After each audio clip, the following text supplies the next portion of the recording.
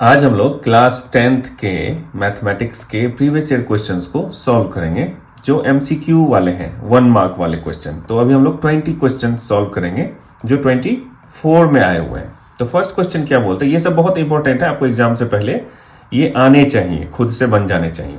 If the sum of zeros of polynomial, ये दिया हुआ है पॉलिनोमियल यहाँ पे, तो सम ऑफ जीरोज क्या होता है, अगर मान लो कि दो जीरो जो हैं और ये पॉलिनोमियल क्या है, क्वाड्रेटिक है, एक्स स्क्वायर यहाँ पे दिया हुआ है तो क्वाड्रेटिक है, तो इसके अल्फा एंड बीटा अगर रूट्स हैं या जीरोज आप जो बोलते हैं इसको जीरोज, तो alpha plus beta is equal to क्या होता है, माइनस बी बाई ए।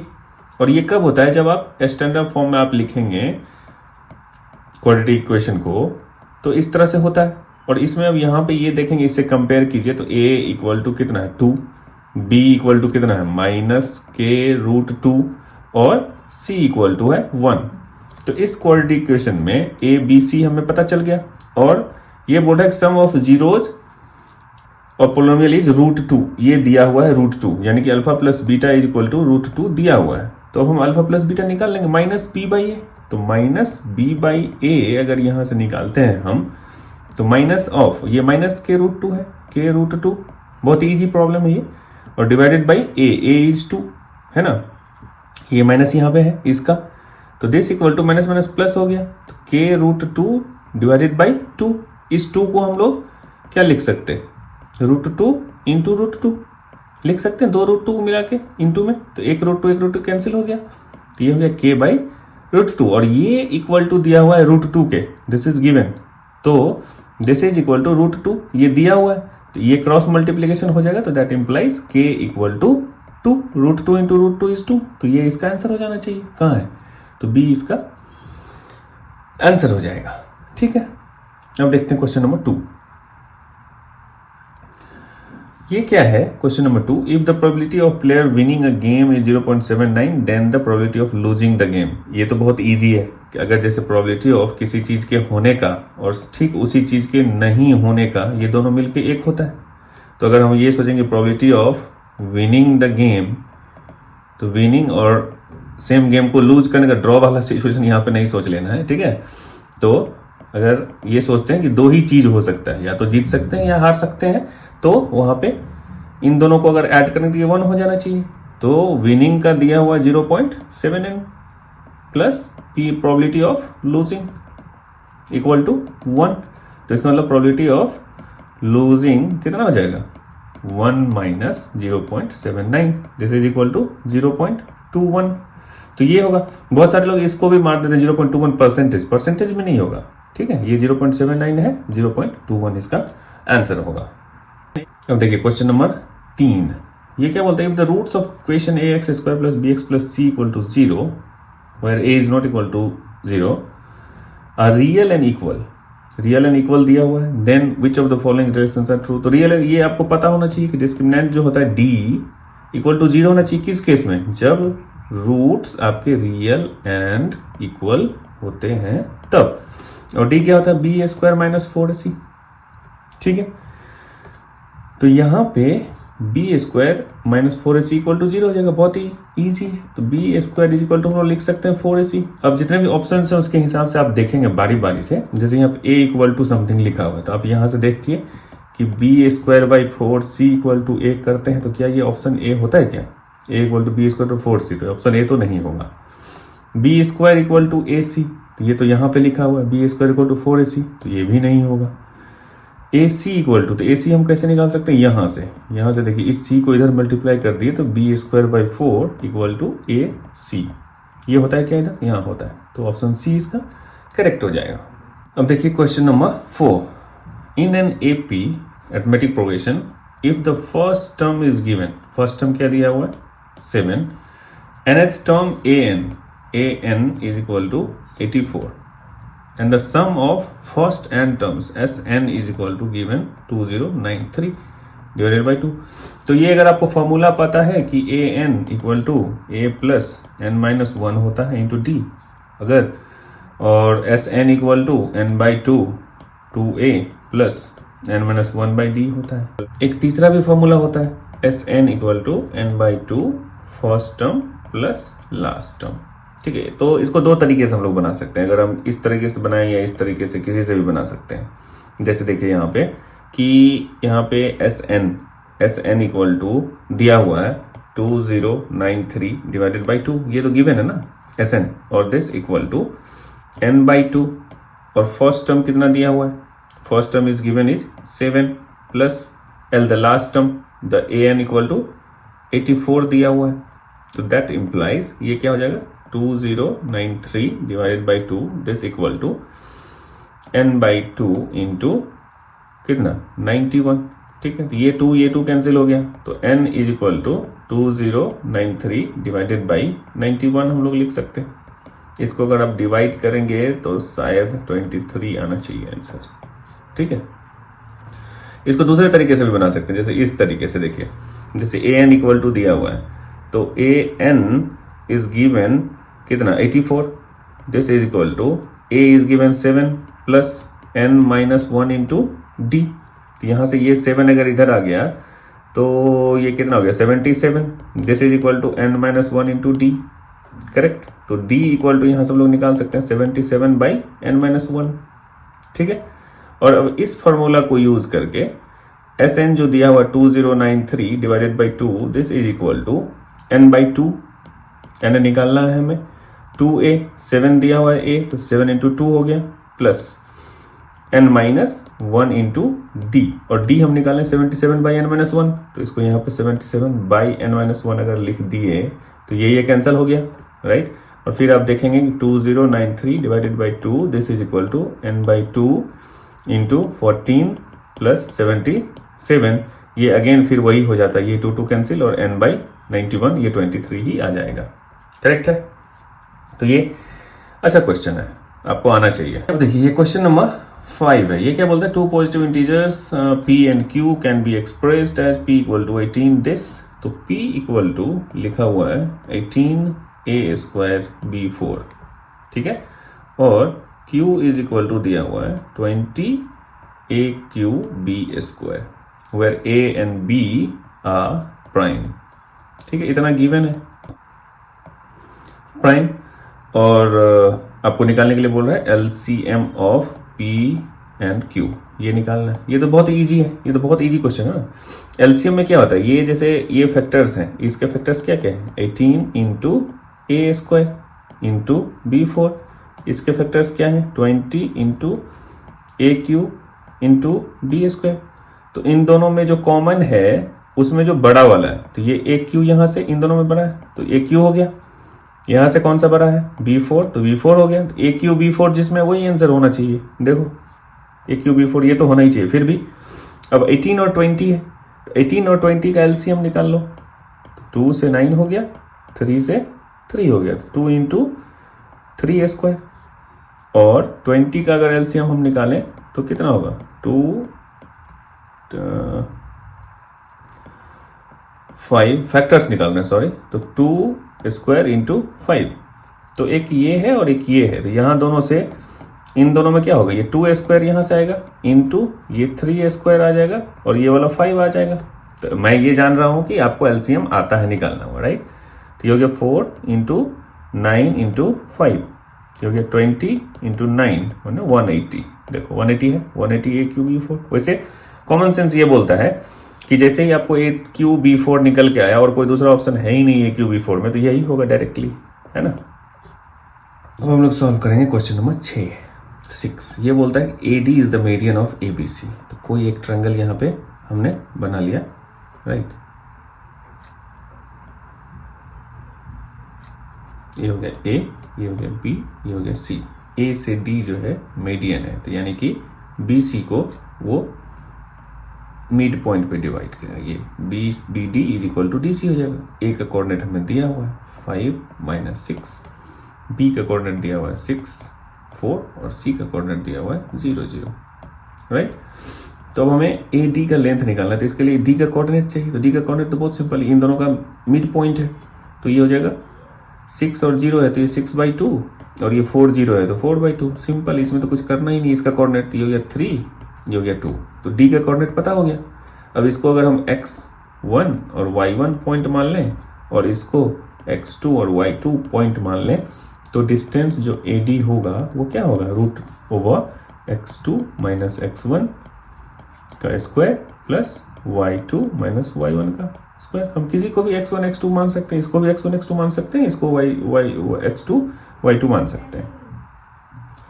तो this equal to x2 is 3 minus x1 is 5, this is square plus y2 कितना हो गया 2 माइनस y1 माइनस 6 है तो माइनस 6, राइट, ये भी स्क्वायर हो गया। तो दिस इक्वल टू माइनस 2 का square, this is 4, minus 2 into minus 2 4 plus 6 plus 2 is 8, 8 into 8 square is 64, this is equal to root over 68 है क्या, हाँ यूनिट्स।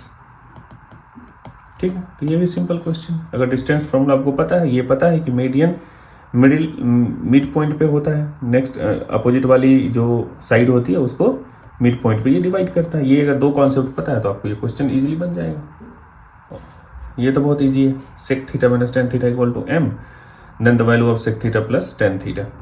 अगर मान लीजिए कि आप इसको सेक थीटा और प्लस टेन थीटा इसको आपने मान लिया x, ठीक है, और फिर एक तो गिवन है कि ये इक्वल टू m, तो अगर m इंटू एक्स अगर आप निकालते हैं तो दिस इक्वल टू कितना हो जाएगा, sec theta minus tan theta into sec theta plus tan theta, है ना। तो ये हो गया a minus b into a plus b, इसका मतलब a square minus b square, this is equal to sec square theta minus tan square theta. और ये तो एनएटीटी है, अपना पता है आपको कि 1 होता है, तो यानी कि m into x equal to 1, तो x आपको बोल रहा है निकालने के लिए, x equal to 1/m, simple है 1/m c। अब देखिए ये प्रॉब्लम, इसमें क्या है, from the data 1 4 7 9 16 21 25 if all the even numbers, इसमें सबसे पहले इवन नंबर कौन सा है 4 एंड 16, ठीक है, आर रिमूव्ड, अच्छा ये दोनों हटा ही दिया गया है, then the probability of getting at random of prime number. अच्छा इन दोनों को हटाने के बाद ये गिवन है, इन दोनों को हटा के फिर से लिखते हैं 1 7 9 21 25। देखो ये भी दे सकता था क्वेश्चन में डायरेक्ट, लेकिन एक लाइन उसने ऐड कर दी, ये दोनों दे दिए, फिर बोला कि इवन नंबर को हटाओ, तो वो जानना चाह रहा है कि इवन नंबर आपको पता है कि नहीं, राइट। 1 7 9 21 25 इतने बच गए, कितने बच गए 1 2 3 4 5, टोटल कितने हो गए 5।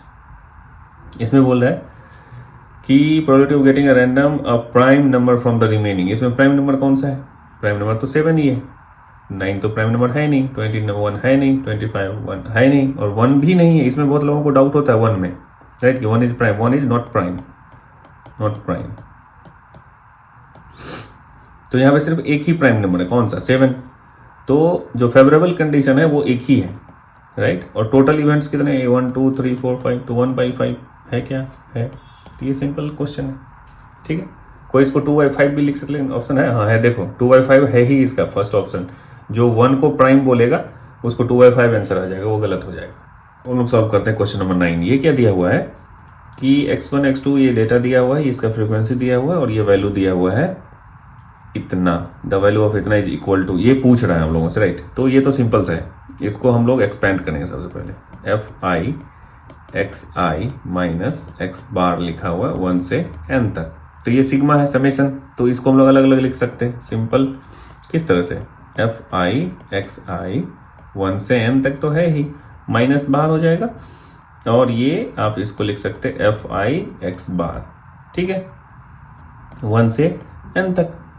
अब हम लोग ये भी जानते हैं कि मीन जो होता है हम लोगों का वो क्या होता है, जब डेटा दिया हुआ है तो xi fi divided by frequencies, यही होता है ना 1 से n तक। अब इसी चीज को हम लोग इस fi को इधर लेके जाएं तो fi x बार लिख सकते हैं समेशन में 1 से n तक, ठीक है, और दिस इक्वल टू हम लोग फिर से लिख सकते हैं xi fi 1 से n तक। अब ये देखो कि xi fi यहाँ भी है और xi fi यहाँ भी है ना, इसके जगह पे अगर ये वैल्यू डालेंगे तो ये और ये सेम है कि नहीं, देखो, तो दिस इक्वल टू हम लोग क्या लिख सकते हैं, ये तो सेम है, तो ये fi x बार 1 से n और माइनस फिर से वही हो जाएगा fi x बार 1 से n, ये दोनों कट गया इक्वल टू 0, तो ये इसका ऑप्शन हो जाएगा। अब देखो ये क्वेश्चन नंबर 10, ये बोलता है the zeros of a polynomial this are twice the zeros of polynomial this. दो पॉलिनोमियल दिया हुआ, एक दिया हुआ है 4x² माइनस 5x माइनस 6 और एक दिया हुआ है x² plus px plus q। ये बोला है कि इसके जो जीरोज हैं इसके जीरोज से डबल हैं, राइट, मल्टीप्लाइड बाई 2। तो इसके जीरोज तो हमें पता चल सकते हैं, सिंपल है। कैसे? 6 4 हो गया 24, 24 का फैक्टर हो गया 83, 8 यहाँ पर बना सकते हैं fx² minus 8x plus 3x minus 6। तो ये हो गया 4x अगर कॉमन लोगे तो यहाँ से x माइनस 2 प्लस 3 अगर कॉमन ले लिया तो x माइनस 2, तो x minus 2 into 4x plus 3, right, equal to 0। ये पॉलिनोमियल, राइट, जीरोज निकालने के लिए तो x इक्वल टू 2 हो सकता है और x इक्वल टू -3/4 हो सकता है, राइट। तो इसका एक ये रूट, एक जीरोज ये और एक जीरोज ये, तो इसका डबल यानी कि इसका होगा x इक्वल टू 2 हो सकता है, सॉरी 2 नहीं होगा, 2 इंटू 2, 2 इंटू 2 डबल, तो दिस इक्वल टू 4 हो सकता है और x इक्वल टू -3/4 इंटू 2, तो ये 2 कैंसिल, तो दिस इक्वल टू -3/2 हो सकता है। ये बोल रहा है ना कि इसका twice the zeros of polynomial this, इसके पॉलिनोमियल हमें पता चल गया तो इसको जस्ट दोगुना कर दिया, तो 2 दूनी 4, दिस इज 4, दिस इज इसका 3/2, ठीक है।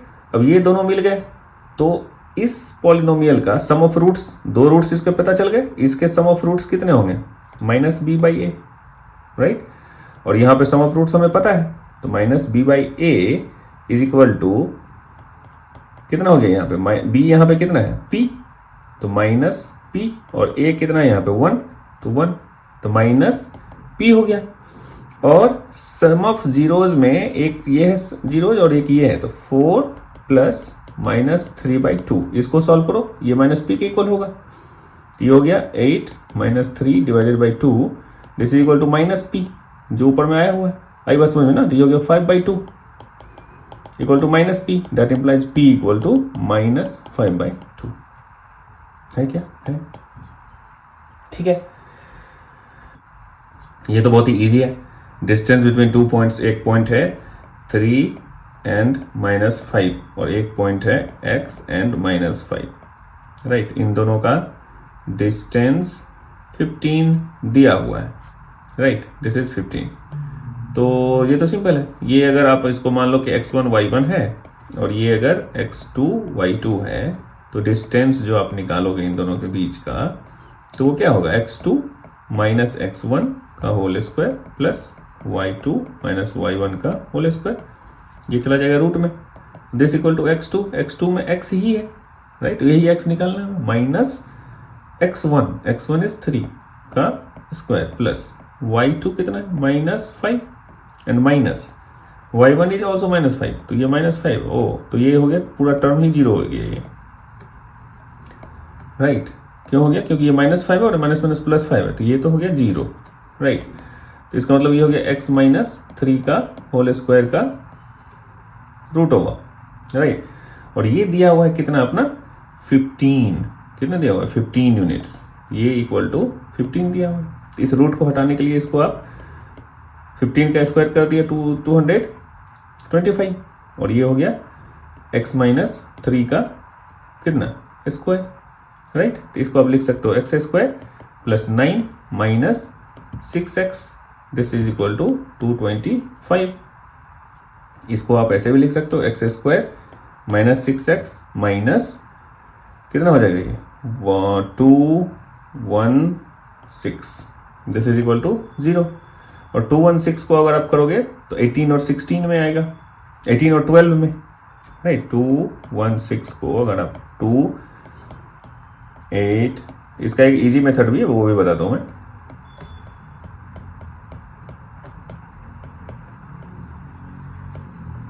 राइट। तो 3 into 3 is 9, 9 into 2 is 18, 3 into 2 is 6, 6 into 2 is 12। तो 12 और 18 का कॉम्बिनेशन अगर आप यहाँ पे करोगे x² minus 18x plus 12x minus 216 equal to 0। तो यहाँ पे x अगर कॉमन ले लिया तो x माइनस 18 प्लस 12 कॉमन ले लिया तो x माइनस 18 इक्वल टू 0। यहाँ से x minus 18 into x plus 12 equal to 0, तो x इक्वल टू 18 और x इक्वल टू -12, ये वाला आंसर होगा। 18 एंड -12, 18 एंड -12, ये वाला। इतना लंबा नहीं करने के लिए एक ऑप्शन ये भी है कि यहाँ से डायरेक्ट आप ऐसे लिख सकते हो, x - 3 इक्वल टू +-15, रूट हट गया, ये +-15 हो गया। तो यहाँ से अगर एक बार अगर 15 प्लस में लेते हो तो x - 3 इक्वल टू 15 होगा, और दूसरा हो सकता है x - 3 इक्वल टू -15, राइट। तो यहाँ से ये जाएगा तो ये हो गया -12 वाला, और ये हो जाएगा 18 वाला। ऐसे भी बना सकते, ये इजी हो गया। और ऐसे अगर आप सिंपल आप जानते हैं इस तरह से फैक्टर करके निकालना, तो ऐसे भी निकल सकता। ये तो बहुत ही ईजी है। ये क्या है, cos alpha plus beta equal to 0, तो ये तो 90 डिग्री पे होता है। cos 90 degree this is equal to 0 होता है ना। तो alpha plus beta is equal to 90 degree, alpha plus beta by 2 बोल रहा है वहाँ पे, तो this is equal to 90/2, this is 45। तो cos 45 का वैल्यू आपको पता होगा, दिस इज 1/√2, ठीक है। cos 45 sin 45 ये पता है ना, तो 1/√2। ये तो इजी है। स्फीयर है, सॉलिड स्फीयर इसका, ये तो सिंपल सी बात है, राइट। एक स्फीयर है तो इसको 2 हेमिस्फीयर में डिवाइड कर दिया, तो ये तो सिंपल है ना। ये 2 हेमिस्फीयर और स्फीयर, इन दोनों का आपका पता होना चाहिए कि एरिया, सरफेस एरिया का फॉर्मूला क्या होता है। ये फॉर्मूला अगर पता है तो हो गया। तो हेमिस्फीयर का होता है 3πr², और 2 हेमिस्फीयर है तो इंटू 2 हो गया, this is equal to 6πr²। ये हो गया किसका, हेमिस्फीयर का, राइट। हेमिस्फीयर, ये तो इसमें कुछ और है नहीं, इसमें सिर्फ फॉर्मूला याद होना चाहिए। फॉर्मूला अगर याद है तो आपसे सभी क्वेश्चन बन जाएंगे, फॉर्मूला नहीं याद है तो एक भी क्वेश्चन नहीं बनेगा आपसे, राइट। तो हेमिस्फीयर का हो गया 6πr², और स्फीयर का है, तो स्फीयर का तो होता है 4πr², राइट। तो बोला कि sphere divided by 2 hemisphere 6πr², तो ये कैंसिल हो गया, ये हो गया 2, ये हो गया 3, तो दिस इज इक्वल टू 2:3, 2:3। इसमें कोई लोग बोलता है कि 2 स्फीयर हेमिस्फीयर है, दोनों को मिला दिया फिर से स्फीयर बन गया, तो ये स्फीयर बाई स्फीयर 1:1 हो जाना चाहिए, लेकिन ऐसा नहीं है, राइट। इसका आंसर तो सबको पता है कि मीडियन होता है the middle most observation of every data arranged in order is called median. ये पता होना चाहिए आपको। अब देखते हैं नेक्स्ट प्रॉब्लम। ये है volume of largest right circular cone that can be carved out from a solid cube of edge 2 centimetre. तो एक अगर आपका क्यूब है जो सामने से इस तरह से दिख सकता है, ये पीछे से ऐसे भी दिखेगा, मतलब आप इसको बना ही लो, ज़्यादा सही रहेगा, आपको समझ आ जाएगी बात, आपको पता होगा क्योंकि आप प्रीवियस ईयर क्वेश्चन सॉल्व कर रहे हैं। इसका मतलब कॉन्सेप्ट तो पता है आपको, फार्मूला भी पता है। इसका वॉल्यूम का फार्मूला क्या होता है, πr²h, तो r और h चाहिए, तो कौन इसके अंदर कौन सर्कुलर यहाँ पे बनेगा इस तरह से, और इसका हाइट ये हो जाएगा, राइट, यही होगा ना, यही तो बनेगा, और क्या बनेगा इसके अंदर। तो ये इसका रेडियस हो गया और ये इसका हाइट हो गया, ये वाला। तो ये हाइट कितना है, जो इसका साइड का हाइट है, तो सब तो ये क्यूब है तो सब तो 2 सेंटीमीटर है, ये भी 2 सेंटीमीटर है, लेकिन इसका रेडियस इसका आधा हो जाएगा, तो r इक्वल टू 1 हो जाएगा, h इक्वल टू 2 हो जाएगा, दैट्स इट। ये अगर पता चल गया तो ये फॉर्मूला में डाल दो, तो 1/3 पाई r² इज 1² और इंटू h इज 2, तो इसका मतलब 2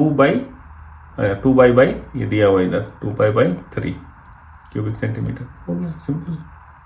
2 डाइस, इस क्वेश्चन में क्या है, 2 dice are roll together, the probability of getting sum of numbers on the 2 dice 2, 3 और 5।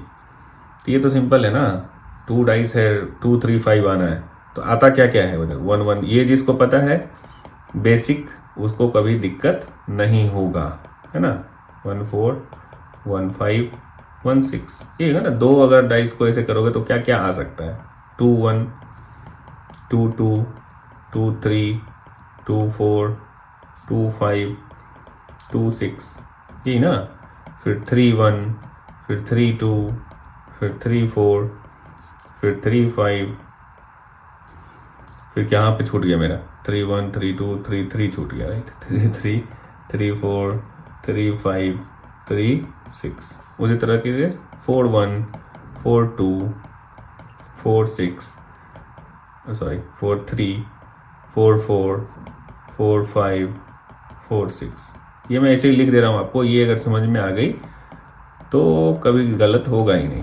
5 2 कुछ भी पूछेगा तो ये पहले आप साइड में एक बना लो और पूछेगा ही, राइट। और अगर आपको ऐसे ही समझ में आ जाती है तो बनाने की ज़रूरत भी नहीं है, राइट। 6 1 6 2 6 3 6 4 6 5 एंड 6 6। अब जो भी कंडीशन बोलता है कि इन दोनों को गेटिंग सम ऑफ नंबर्स 2 3 और 5 होने चाहिए, दोनों को जोड़ के 2 3 या 5 इसमें से कुछ भी हो तो सही है। तो देखो 1 और 1 अगर दोनों में आएगा तो 2 हो जाएगा, ये भी सही है। 1 और 2 आया तो इन दोनों को जोड़ेंगे तो 2 + 1 3 आएगा, ये भी ठीक है। उसके बाद 4 + 1 इन दोनों को ऐड करेंगे तो भी 5 हो सकता है, ये भी सही है। उसके बाद 5 + 1 करेंगे तो 6, ये नहीं चाहिए हमें। 6 + 1 नहीं चाहिए। 2 + 1 हाँ चलेगा, 2 + 1 = 3। अब इसमें कोई बोलेगा कि दोनों तो एक ही है, ये 1 2 है, ये 2 1 है। नहीं, ये दोनों अलग अलग डाइस के लिए, राइट। तो 2 2 4 नहीं चाहिए, 2 3 5 ये तो चाहिए हमें 5। 2 4 6 ये नहीं चाहिए, 3 1 नहीं चाहिए, 3 2 चाहिए, 3 2 3 + 2 = 5। फिर इसके आगे तो ज़्यादा हो जाएगा 5 से। 4 + 1 भी 5 होता है, ये भी चलेगा। और कोई नहीं चलेगा, 4 2 4 3 ये सब ज़्यादा हो जाता है 5 से, ये भी 5 से ज़्यादा। तो इसका मतलब 1 2 3 4 5 6 7 हो गया। तो 7 हो गया ऊपर में, और टोटल ये हो गया 6 × 6 = 36। That's it. तो आपको कुछ भी पूछे, प्राइम नंबर ये वो जोड़ के घटा के क्या होता है नहीं होता है, तो ये अगर आपको पता है तो आप कोई भी प्रॉब्लम को आप आसानी से सॉल्व कर सकते हो। तो 7/36 फेवरेबल कंडीशन बटा टोटल कंडीशन। ये क्या है 17 नंबर, the centre of a circle is at 2 0, the one end of diameter is 6। ये तो सिंपल है ना। सर्कल अगर आपका अगर बनाया हमने इस तरह से, और ये बोल रहे हैं हम कि ये है centre is 2 0, right. Diameter one and, एक एंड है डायमीटर का 6 0 पे, राइट। तो एक एंड ये है, तो ये इसका डिस्टेंस कितना हो गया 4, तो यानी कि 4 इधर होगा, है ना। इधर भी 4 होना चाहिए। तो 2 ये है, तो 4 इधर की तरफ जाएंगे तो ये -2 पे चला जाएगा ऑटोमेटिकली, राइट। -2 0, यानी कि इसका जो ये वाला पार्ट होगा 0 0, ये x एक्सिस y एक्सिस ये यहाँ पे कहीं होगा 0 0, राइट। तो एक होगा -2 0 पे, एक होगा 6 0 पे, -2 0 ये है। आ गई बात समझ में? इजी। इसमें क्या बोलता है, in the given figure graphs of 2 linear equations are shown, the pair of this linear equations is consistent with unique solution. हाँ, तो ये तो ग्राफ है ही। अब इसमें एक inconsistent but it can be made consistent by extending the lines. अब इस लाइन को ऐसे बढ़ाएगा तब जाके कटेगा, ऐसा कोई सोच सकता है, लेकिन ऐसा है नहीं। अगर आपको कोई भी लाइन अगर x + 2 अगर दिया हुआ है तो इसका मतलब अगर हम इतना ही दूर बनाते हैं तो इसका मतलब ये इतना ही दूर नहीं बना रहे हैं, इसके आगे पीछे ये कहीं भी जा सकता है, राइट। तो ये कहीं भी जाएगा, ये कटेगा ही यहाँ। तो कंसिस्टेंट विद यूनिक सॉल्यूशन, क्योंकि एक जगह पे कट रहा है, इसके इधर तो कटेगा नहीं, ये दोनों का डिस्टेंस बढ़ता चला जाएगा, राइट। तो एक जगह पे कटेगा, तो कंसिस्टेंट विथ यूनिक सॉल्यूशन। ये देखिए इसमें क्या है, ये 19th में बोला the tangents drawn at the end points of a diameter of a circle are parallel. ये तो सही है, राइट, है ना। अगर सर्कल है, इसके the tangents on the end point of a diameter, right. तो ये अगर एक इसका डायमीटर है, मतलब डायमीटर यहाँ से यहाँ तक, ये मैं ऐसे ही लंबा खींच दिया, ये है डायमीटर, ये है सेंटर, राइट। तो एक ये और ये एक इसका टेंजेंट हो गया इधर से, तो ये दोनों तो पैरेलल होता है। ये अगर L1 लाइन है, ये अगर L2 है, तो L1 और L1 पैरेलल होता है, ये सही है। तो statement first is true. Diameter of a circle is the longest chord, ये भी सही है। कॉर्ड जो होता है इस तरह का होता है, इसमें सबसे बड़ा जो होता है वो डायमीटर, ये भी सही है। लेकिन ये पैरेलल होता है क्योंकि ये लॉन्गेस्ट कॉर्ड है, ये इसका रीजन नहीं है, राइट। तो ऑफ कोर्स क्या होगा कि both are true and reason is correct. नहीं, ये नहीं, true but reason are is not correct explanation, तो ये होगा, मतलब ये रीजन जो है इसका एक्सप्लेनेशन नहीं है, राइट। लेकिन दोनों स्टेटमेंट अलग अलग सही। If the graph of a polynomial touches x axis only one point then the polynomial can not be quadratic polynomial. ये तो गलत है। क्यों? अब जैसे x² का ही ऐसे ही ले लो, जो सिंपल, मतलब एक ही पॉइंट यहाँ पे, तो एक ही पॉइंट पे दो हो सकता है, मतलब इक्वल रूट्स हो सकते हैं। x² = 0, तो 0 0 2 पॉइंट हो सकता है, मतलब इक्वल रूट्स वाला जो कंडीशन होता है वो तो हो सकते हैं ना। तो ये नहीं हो सकता, can not be quadratic polynomial, ऐसा नहीं है, ऐसा हो सकता है कि एक ही पॉइंट पे टच करे और वो क्वाड्रेटिक हो भी, तो ये स्टेटमेंट गलत है। ए पोलिनोमियल ऑफ डिग्री इतना n greater than 1 can have at most, तो ये ट्रू है, राइट। तो ऐसा A is false but reason are is true, ठीक है। तो इसका डी हो जाएगा। तो इस तरह से हम लोगों ने एक सेट का 20 क्वेश्चन सॉल्व किया। अब नेक्स्ट हम लोग और दूसरे सेट के फिर से 20 ऑब्जेक्टिव सॉल्व करेंगे, फिर 2 मार्क्स 3 मार्क्स और जितने भी हैं क्वेश्चंस उसको अलग अलग से हम लोग सॉल्व करेंगे। ये आप बनाते रहिए और बनना चाहिए आपसे। अगर बन रहे हैं तो आप समझिए कि आपसे सभी क्वेश्चंस बन जाएंगे बोर्ड में। तो ठीक है, मिलते हैं फिर अगले वीडियो में कुछ नए प्रॉब्लम्स को सॉल्व करने के लिए। Thank you.